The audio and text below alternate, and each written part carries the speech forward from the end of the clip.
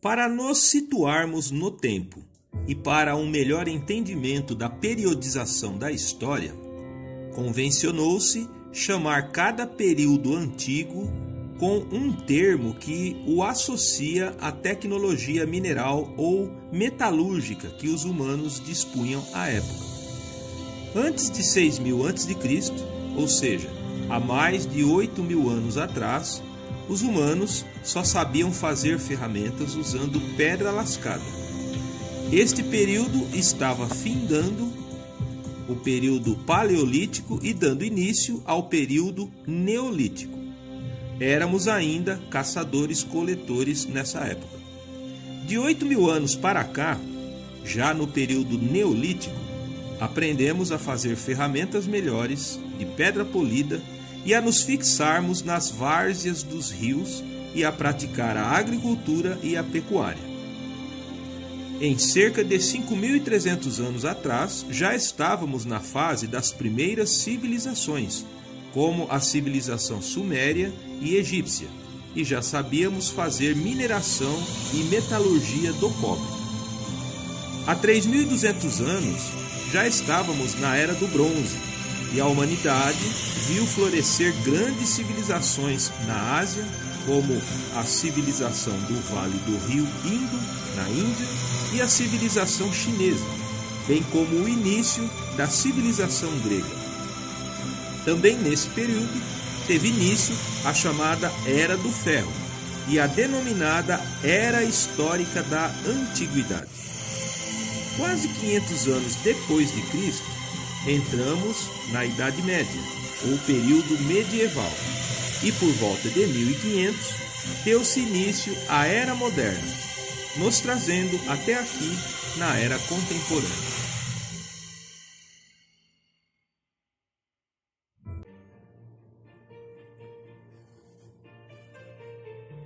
Por longas eras no passado, os humanos viveram caminhando em pequenos grupos familiares em meio à natureza à procura de comida, e até que nos alimentávamos bem.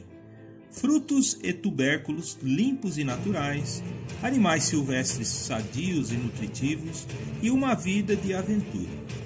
Não era fácil. Tínhamos que, literalmente, matar um leão por dia.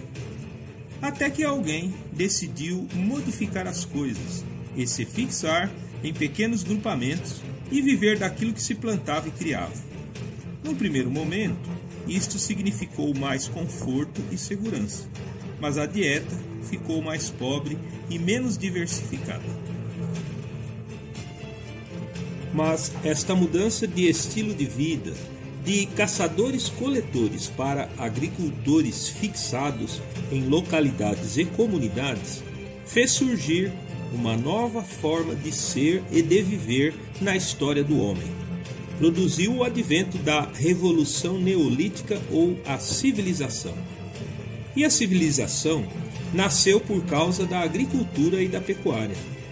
Alguns historiadores apontam para as mudanças climáticas do fim da Era do Gelo como a principal causa que, num primeiro momento, dificultou a perambulação dos pequenos grupos humanos para caçar e coletar no meio da natureza e os forçou a se fixar em um só lugar e a viver do plantio e da criação de animais.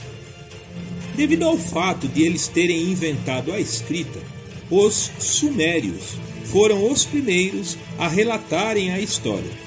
Antes deles, o que se transcorria era a pré-história, de modo que a civilização sumeriana é a mais antiga de que se tem notícia, já que foi lá na planície inundável, entre os rios Tigre e Eufrates, onde hoje é o Iraque, que se desenvolveu não apenas aldeamentos pequenos e isolados, mas cidades que faziam parte da mesma comunidade e que falavam uma só língua, ou seja, uma nação ou uma civilização.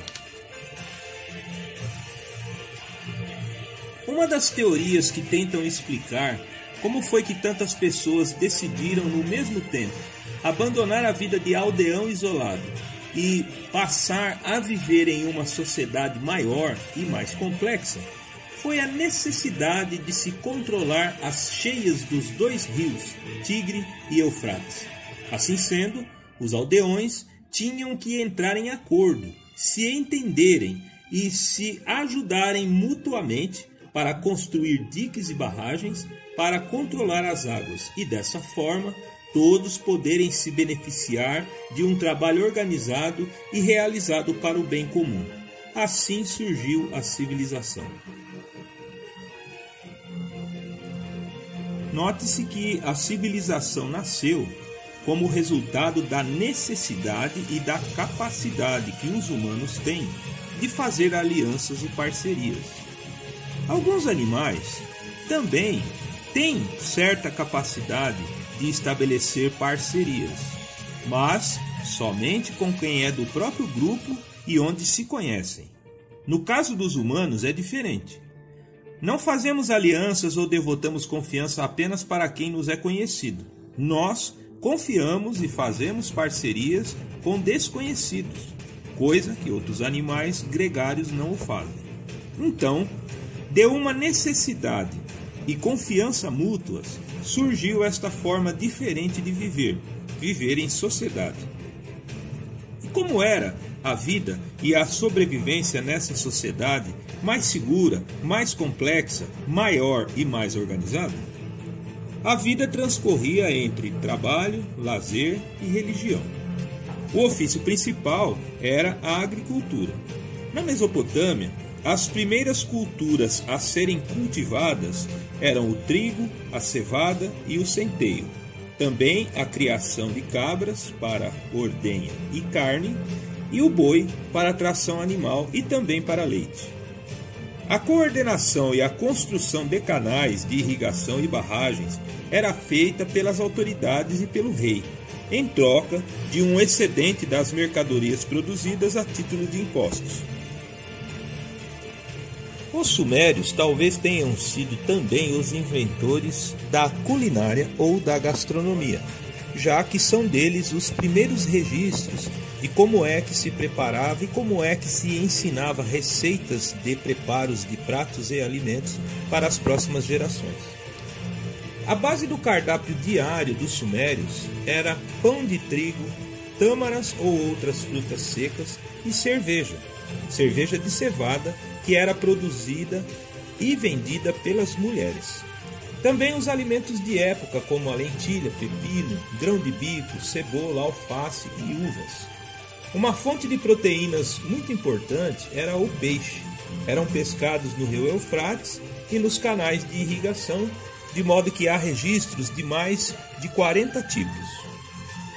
Um alimento preparado conhecido até hoje, que vem daquela época, é o bulgur, ou o trigo paraquilo. Ele é feito com grãos de trigo integral parbolizado, ou seja, grãos em breve cozimento com a casca. Depois, eles são secados ao sol e triturados. Para utilizar o bulgur, é só deixar por 15 minutos dentro d'água e adicioná-lo aos preparos do quibe, tabule, massas, pães, etc. Os sumérios também foram os inventores do iogurte, do queijo e da manteiga, que eram elaborados e enterrados em ânforas no subsolo para se manterem conservados. A vida em cidade obrigava-os a inventarem métodos de conservação para guardar os alimentos para vários dias. A cerveja é um bom exemplo de como se pode transformar a cevada num alimento durável e delicioso.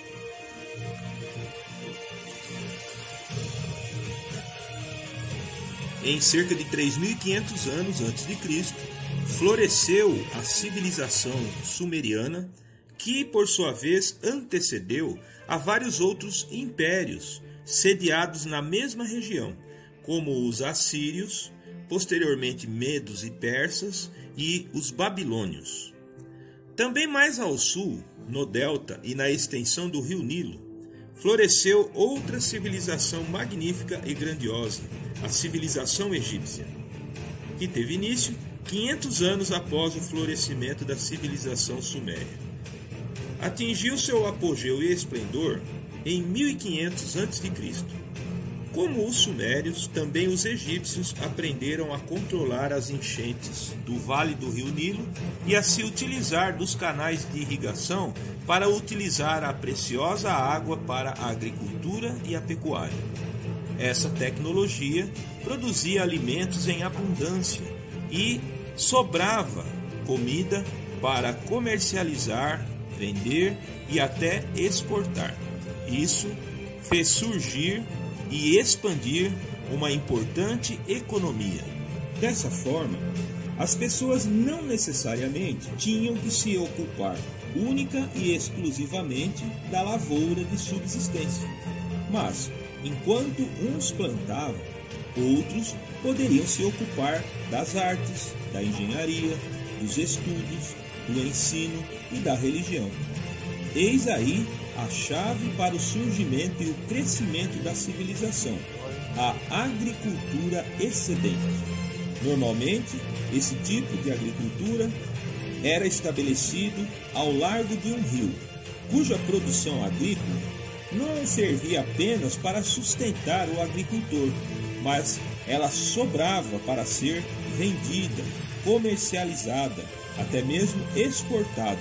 E isso proporcionou então desenvolvimento de uma economia social e cultural. Também os egípcios desenvolveram sua própria escrita, seu próprio sistema jurídico e a sua arte maravilhosa, de modo que a história da civilização egípcia ficou bem documentada. A figura divina do faraó e a forte religiosidade que existia nesta sociedade mantinha a unidade cultural e religiosa do povo e permitiu um desenvolvimento tecnológico formidável. Foram grandes geólogos mineradores, engenheiros, matemáticos, astrônomos e naturalistas, pois já tinham uma medicina codificada, muito funcional e desenvolvida para a época. A economia cresceu e dominou o norte da África, o Oriente Médio, onde já existiam pequenos estados estabelecidos, e o Egito foi a primeira potência marítima a dominar o mar Mediterrâneo.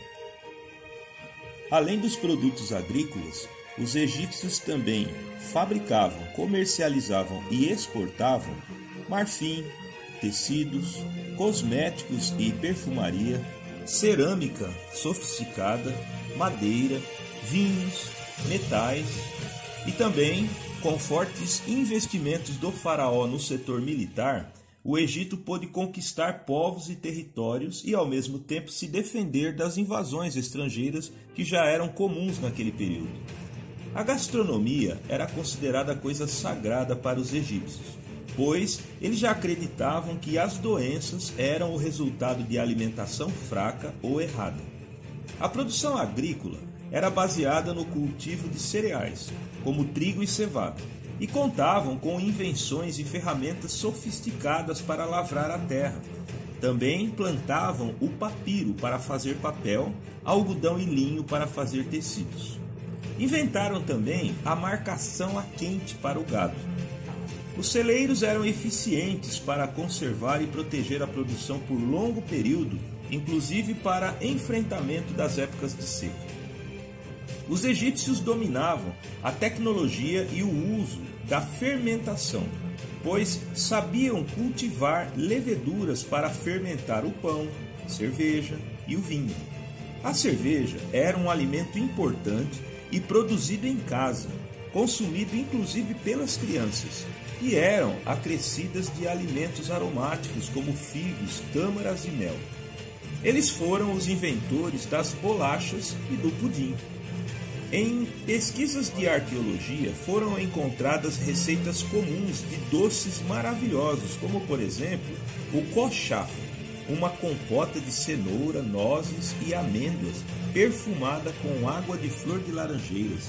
Também a baklava, que até hoje é apreciada e conhecida. É um enroladinho de massa de trigo com recheio de tâmaras, nozes e pistache.